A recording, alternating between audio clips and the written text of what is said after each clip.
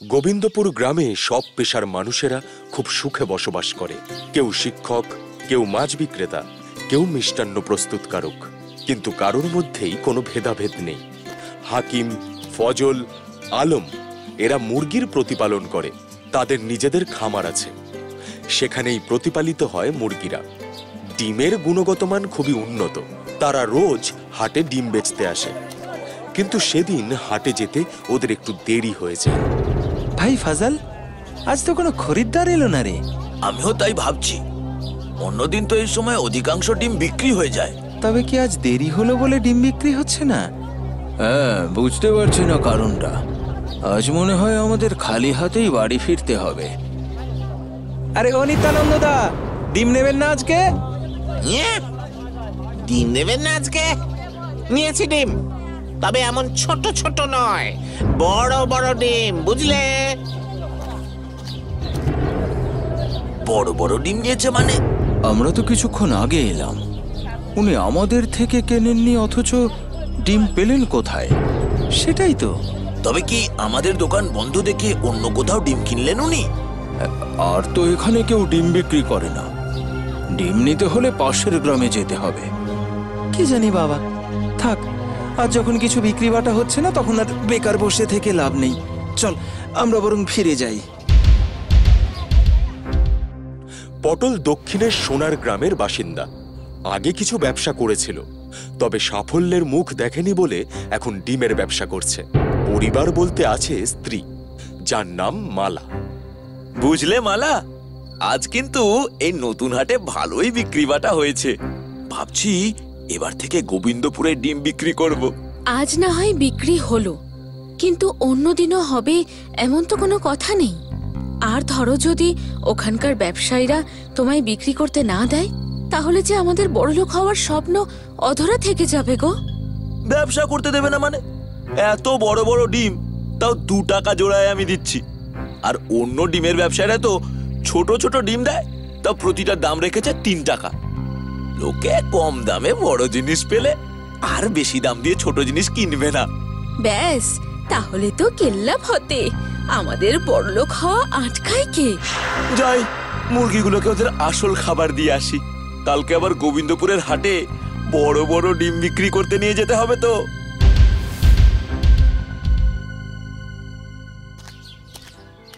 আজ তো তাড়াতাড়ি যাচ্ছি, আজ নিশ্চয়ই ডিমগুলো সব বিক্রি হয়ে যাবে।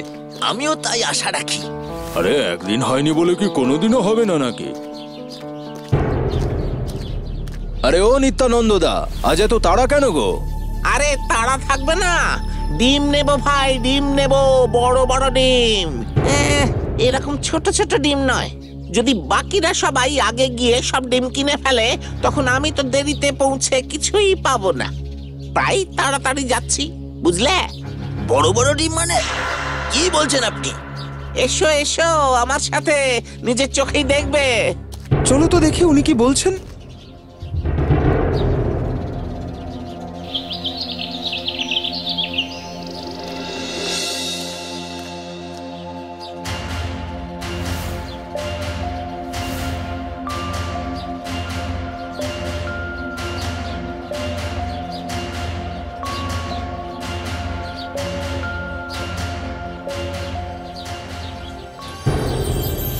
এ আবার কে? আমিও তো তাই ভাবছি। ওরে বাবারে, ডিমের আকারগুলো কি বড় বড়! কি হে, দেখলে তো কত বড় বড় ডিম? এবার বিশ্বাস হলো তো? দামও কম, আকারেও বড়। এবার তোমরাই বলো, আমি তোমাদের থেকে ডিম নেব নাকি এই পটলের থেকে? তোমরাও কি ডিম নেবে নাকি? আরে এই পটল, ওরা নেবে কি রে? ওরা নিজেরাই তো ডিম বিক্রি করতো এতদিন।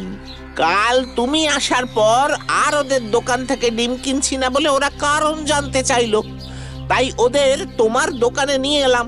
এবার নিজের চোখেই দেখুক মুরগির ডিম কত বড় বড় হয়। ওরা তো এতদিন ঠকিয়েছে আমাদের। বলি এই, টাকা কি গাছে ফলে নাকি? যত সব ঠকবাজ লোকজন জুটেছে গ্রামে। তা তোমায় তো আগে কখনো এলাকায় দেখিনি। গ্রামে নতুন নাকি? আরে আমি সোনার গ্রামে থাকতাম, এখন কদিন হলো এখানে এসে ব্যবসা করছি। দেখো দেখো কত বড় বড় ডিম বিক্রি করছি, তাও আবার 2 টাকা জোড়া। এগুলো কি সত্যি মুরগির ডিম নাকি? কি আমি কি ঠকবাজ নাকি? বিশ্বাস না হলে যাচাই করে দেখো।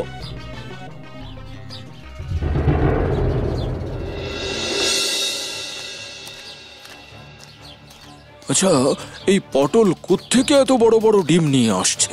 মুরগির ডিম এত বড় বড় হয় নাকি? আগে তো কখনো দেখিনি। বলছি সত্যি এগুলো মুরগির ডিম তো? এই পটল যে আমাদের ব্যবসা শেষ করে দেবে, না খেয়ে মরতে হবে আমাদের। মুরগিদের কি এমন খাবার দেয় পটল, সেটা জানতে পারলে খুব ভালোই হতো। তাহলে পটলের বাড়ি যাবে নাকি? হ্যাঁ, চলো একটা শেষ চেষ্টা করে দেখি।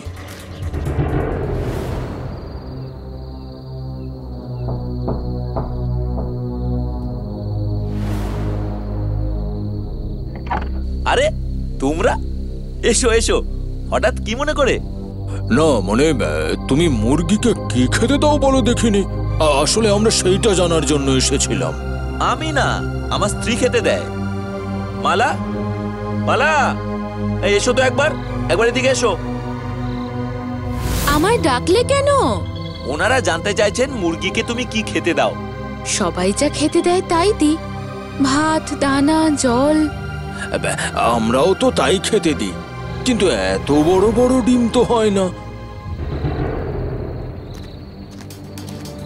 কাল যদি একবার জমিদারের বাড়িতে যাওয়া যেত, তাহলে জমিদার মশাইকে সবটা বলতে পারতাম। উনি হয়তো কিছু সুরাহা করতেন। তাই না হয় যাব।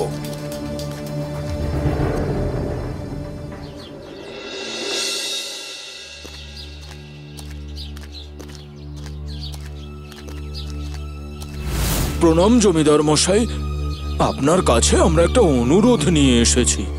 তোমরা ডিমের ব্যবসা করো না? হ্যাঁ হ্যাঁ হুজুর। বলো কি হয়েছে? জমিদার মশাই, পটল নামে এক নতুন ডিম ব্যবসায়ী আমাদের ব্যবসা করতে দিচ্ছে না। আমাদের মনে হয় না খেয়ে মরতে হবে। এবার কিছু একটা করুন জমিদার মশাই। পটল একটু আগে এখানে এসেছিল, আমি ওর মুরগির ডিমগুলো দেখেছি, বেশ বড় বড়, সাথে দামও কম। সেই তুলনায় তোমাদের মুরগির ডিমের আকার অনেক ছোট আর দামও অনেক বেশি। এক্ষেত্রে আমার কিচ্ছু করার নেই। বরং তোমাদের থেকে যে পরিমাণ ডিম আমি সেবার কাজে নিতাম, সেই বরাত আমি আজ থেকে পটলকেই দিয়ে দিয়েছি। তোমরা এবার আসতে পারো।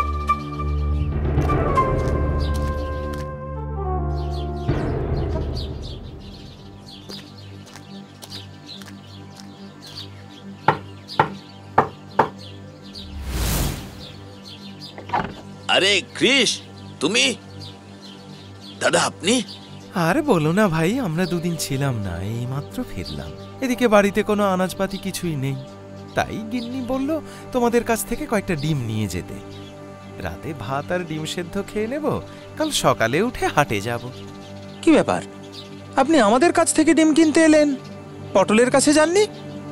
কে পটল? তার কাছ থেকে ডিম কেন কিনতে যাব তোমরা থাকতে? আসলে কয়েকদিন ধরে একটা লোক মানে পটল গ্রামে ডিমের ব্যবসা শুরু করেছে। কম দামে বড় বড় সব ডিম বিক্রি করছে। আমাদের থেকে কেউ ডিম কিনছে না, এমনকি জমিদার মশাইও সেবার কাজের ডিমের বরাত ওকে দিয়েছে। এবার বোধহয় আমরা না খেতে পেয়ে মারা যাব। এত বড় বড় ডিম আবার মুরগির হয় নাকি?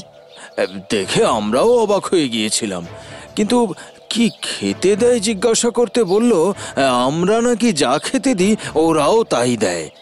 তবে আমাদের সে কথা কিন্তু বিশ্বাস হয়নি। হ্যাঁ, তাহলে তো ব্যাপারটা দেখতে হচ্ছে।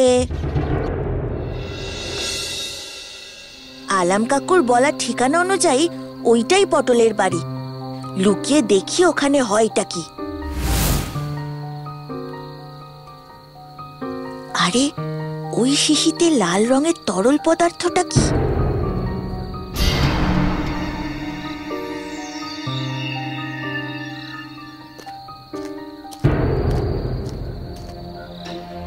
এটা কিন্তু ফুরিয়ে গেল, কালকে মনে করে নিয়ে আসবে, নইলে বড় বড় ডিম আর পাওয়া যাবে না। নিয়ে তো আসতেই হবে, তাহলে লোক ঠকিয়ে বড় লোক হব কি করে? তবে তো কাল সকালে ওর পিছু পিছু গিয়ে দেখতে হবে আমায় ব্যাপারটা কি।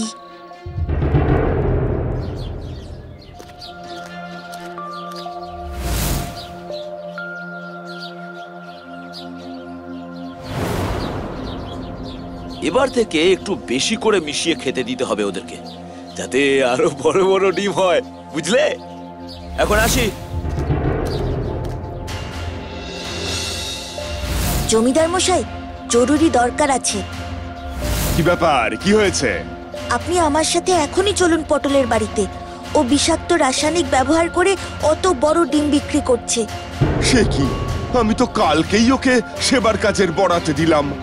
যে রাসায়নিক ও ব্যবহার করছে সেটাই মানুষের শরীরে বিরাট ক্ষতি হতে পারে। আর দেরি করবেন না আপনি, চলুন। এই অতর্কিত হামলার জন্য পটল মোটেও প্রস্তুত ছিল না।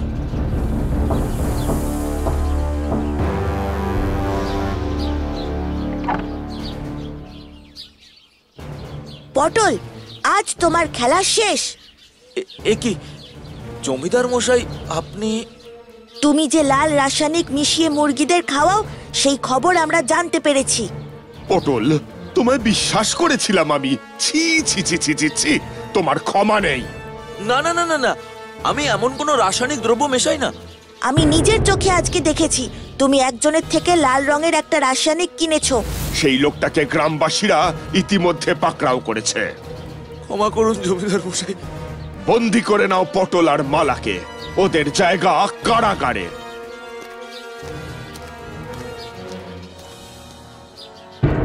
আর আলম, ফজল হাকিম, তোমাদের কাছে আমি ক্ষমা চাইছি। এবার থেকে আগের মতন যেমন তোমরা ডিমের ব্যবসা করতে তাই করবে। আমি সেবার কাজে যে ডিম কিনতাম তা তোমাদের থেকে আবার আগের মতো কিনবো। হ্যাঁ। জমিদারের আদেশে পটল ও মালার জায়গা হয় কারাগারে। হাকিম, ফজল আর আলম আবার আগের মতন ব্যবসা করতে থাকে।